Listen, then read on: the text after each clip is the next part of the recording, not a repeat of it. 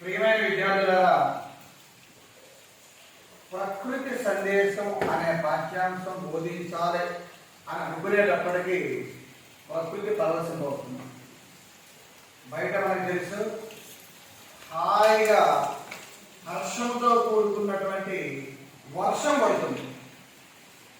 హర్షంతో కూడుకున్నటువంటి వర్షం. ఆ వర్షం మనకి చక్కటి గాలిని, సవ్వడిని, శబ్దాన్ని, సవ్వడిని కూడా ఇస్తుంది. ప్రకృతి మనకు అనుకూలంగా మారిందన్నమాట. ప్రకృతి సందేశం ఇస్తుందమ్మా ప్రతి మనిషికి కూడా. అది కోపంగా ఉండేటప్పుడు ఏ విధమైన సందేశం, సంతోషంగా ఉండేటప్పుడు ఏ విధమైన సందేశం అనేది ప్రకృతి ఇస్తుంది. మనం దాన్ని పరిశీలన చేసుకుంటూ ఖచ్చితంగా ఆ ప్రకృతికి అనుగుణంగా మనం మారాలి. మరి ఈరోజు మనం ప్రకృతి సందేశం అనే పాఠ్యాంశాన్ని క్లుప్తంగా నేర్చుకున్నాం. ప్రకృతి సందేశం అనే పాఠ్యాంశాన్ని ఒకసారి మనం పరిశీలన చేసే ముందు ఈ పాఠ్యాంశం యొక్క కవి మరి కొంచెం సయానిక సమస్య వల్ల కూర్చొని బోధించవలసి వస్తుంది. విద్యార్థులు గమనించాలని ఆశిస్తున్నాను. ఈ ప్రకృతి సందేశం అనే కవిని మనం ఒకసారి పరిశీలన చేస్తే, ఎవరమ్మా కవి? వైసివి రెడ్డి. యమ్మనూరు చిన వెంకటరెడ్డి. యమ్మనూరు చిన వెంకటరెడ్డి అభ్యుదయ కవి, రచయితగా కూడా ప్రఖ్యాతి చెందారు. కడప జిల్లాలో బోనాల గ్రామంలో జన్మించారు. బోనాలు అనగానే మనకి హైదరాబాద్, తెలంగాణ వెళ్ళిపోతాం మనం, బోనాల పండగ. కానీ ఇక్కడ బోనాల గ్రామం ఏ జిల్లాలో ఉంది? కడప జిల్లా, ఆంధ్రప్రదేశ్. ఆంధ్రప్రదేశ్లో ఉంది. మరి వీరు తల్లిదండ్రులు తీసుకుంటే లక్ష్మమ్మ కొండారెడ్డి. అదేవిధంగా ఈయన యొక్క ముఖ్యమైన రచనలో తొలకరి చెనికలు. తొలకరి చెనికలు పడుతున్నాయి మనకి ఇప్పుడు. తొలకరి చెనికలు, మేనక, రంభ, సింధూర రేఖ. ఓరవస పెట్టాలి. మరి కవి గారికి ఓరవస అంటే ఆసక్తి లేదేమో, సింధూర రేఖను పెట్టుకున్నారని. దక్షిణ నిలయం, వైజయంతి, పారిజాత మొదలైన కావ్యాలు రచించారు. గట్టి గింజలు అనే కథల సంపుటిని కూడా రచించారు. గింజలు గట్టిగా ఉండాలి, విత్తనాలు బాగా వస్తాయి. గట్టి గింజలని. మరి ప్రస్తుత పక్షివాడు మనం వీరి సమగ్ర సాహిత్యం నుండి స్వీకరించబడిందని చెప్పడం జరిగింది. మరి ప్రకృతి సందేశం యొక్క ఉద్దేశం ఏమిటి? ప్రకృతి మానవులకి చక్కని పాఠశాల. ఈ పాఠశాలను ఏర్పాటు చేసుకున్నాం. కానీ ఏర్పాటు చేయలేనటువంటి పాఠశాల ఏదైనా ఉందంటే ఏంటమ్మా? ప్రకృతి. భగవంతుడు ప్రసాదించే పాఠశాల ప్రకృతి. ఎందుకంటే ప్రకృతి నుంచి మనం ఎన్నో నేర్చుకుంటాం. మీరు, నేను, ఎవరైనా ప్రకృతి నుంచి నేర్చుకోవాల్సిందే. అద్భుతమైన గురువు మనకి ప్రకృతి. అలాంటి పాఠశాల. అదేవిధంగా మానవుడు కూడా ఎప్పటి నుంచో అనాదిగా నేర్చుకుంటున్నాడు. నేటికి కూడా నేర్చుకుంటున్నాడు.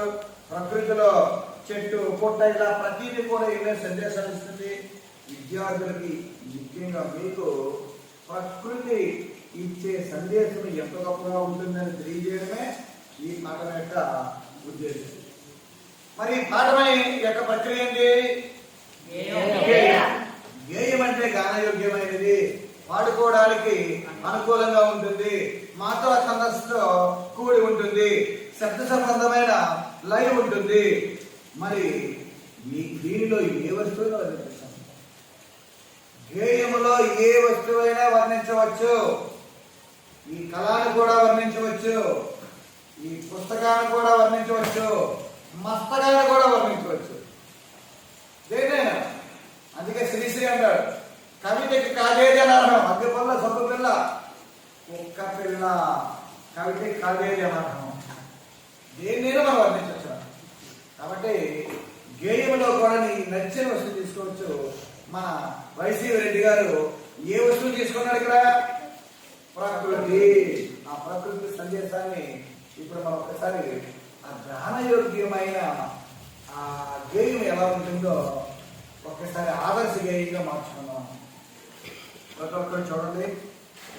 గిరిధరి ముఖర కందర సరోవరములను అరవించు విరుల సమరమైన తుమ్మెదలు వాసంత వేల విభ్రమ కంచుకితమైన సహకార మంజరి సహకారముల పికములందించు సందేశముల్ సంస్కృతి సదన మంజులగా ఆవేశగములైన ఆలింగనము చేసి గిరి శిఖరముల సుందర మేఘమాలికలు కొండ కోణలలోన నిండుగా పుష్పించి అల్లి బిల్లిగా చెట్ల నల్లుకున్నలత కనులను పుస్తకముపై నిలపండి నా ముఖమోమునందు నిలిపితే నా మోమునందు నిలిపితే ఏమి వచ్చును? ఈ యొక్క కళ్ళను పుస్తకం మీద పెట్టండి, నా మోము మీద పెట్టకండి. చదివే విధానం, రాగం తీసే విధానం, అక్షరాల యొక్క క్రమం అన్ని తెలిస్తే మీకు. అనుశాసనములిచ్చిరా మధురమౌ ఐక్యతను కాంక్షించిరా గగన కాంతకు గీత కాంతి కన్నుల నింపి. ఎంత అద్భుతంగా రచించిందండి. గగన కాంతకు గీత కాంతి కన్నుల నింపి పసరు రెక్కల విప్పు వరరాజు తేజీలు గుస గుసలతో కొమ్మ కొమ్మపై నివసించి ముకులానించు లకుమిక పెట్ట దంపతులు. లకుమిక పెట్ట దంపతులు అనురాగ సందేశములు ప్రజలకై అందించే సాకూతములు.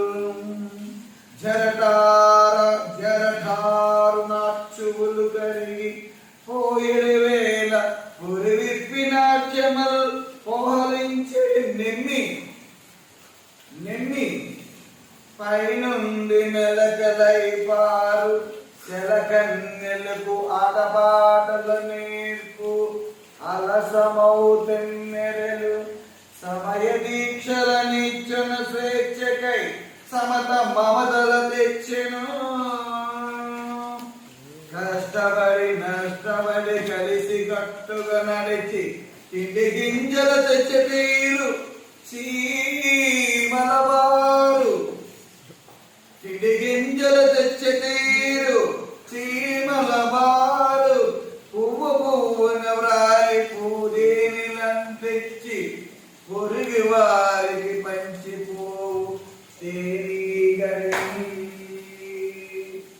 దోమలొస్తూ ఉంటాయి.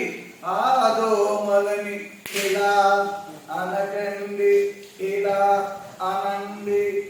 శబ్దము చేస్తే గేయము ఆగుతుంది. క్రమశిక్షణనిచ్చెను దీక్షతో కలిసి నడువగా చెప్పెను. కొండనెత్తలలో కోనలో తలలోన ప్రభవించి పుంజుకొని పల్లవించిన కావి ఒక కొమ్మలోని అందాల చిందించు అరవిరుల నెట్టావి. కదిలిపోయిన కవితలై మానవుల గతికి చక్కని బాటలై సర్వులకు అనురాగ సారమందించగా మతములన్నీ ఒక మతముకై పుట్టినవి. పుటిల బుద్ధులు కొందరిడువల్కి అడువల్కి సమరాలు కల్పించి చంపినారిది వరకు.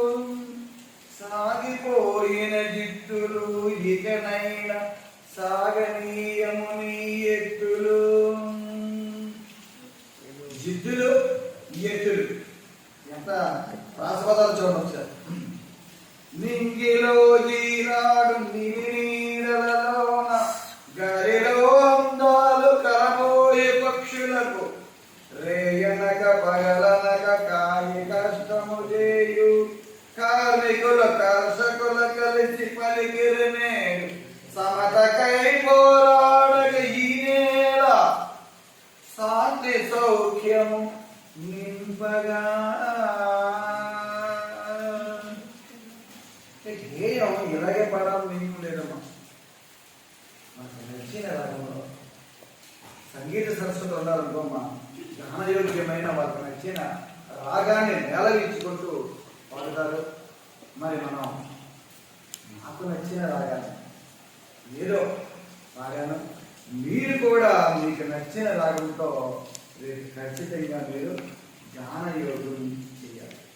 దీని ఇలాగే గర్భోగత కూడా వాడచ్చు. గిరిధరి ముకుర కందర సరోవరము రవిచ్చు విరుల సమరమైన తుమ్మెదలు అంటే పద్యరూపంలో కూడా కొంచెం ఆదరి వసంత వేల విభ్రమకంసుకితమైన ఇలా కూడా అనొచ్చు. గిరిధరి ముకుర కందర సరోవరములను అరవిచ్చు విరుల సంబరమైన తుమ్మిదలు వాసంత వేల విభ్రమకంచుకితమైన సాకార మంజరి సాగరములు వికములందించే సందేశములు. గిరిధరి ముఖర కందర సరోవరములను అరవించు విరుల సంబరమైన తుమ్మెదలు వసంత వేల విభ్రమకంచుకితమైన సహకార మంజిరి సహకారములు విగములందించే సందేశము.